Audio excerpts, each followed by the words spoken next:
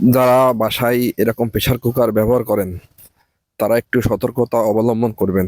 একটু অসতর্কতায় ঘটে যেতে পারে একটা ভয়াবহ দুর্ঘটনা।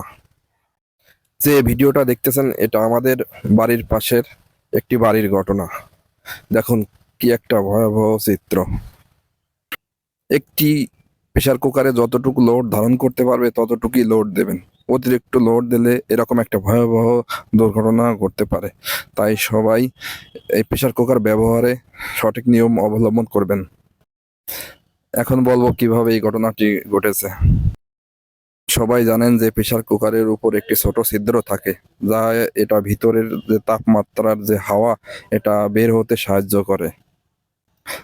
কিন্তু সেটা পাশের বাড়ির এক আংটি বুঝতে না পেরে ভিতরে ডাহুল দিয়ে উপরে ছিদ্রটা ওটা চেপে ধরে রাখে, যার পরিস্থিতি এই ভয়াবহ দুর্ঘটনাটি ঘটে। তাই প্রেসার কুকার ব্যবহারে এইটুকু সতর্কতা অবলম্বন করবেন। ধন্যবাদ।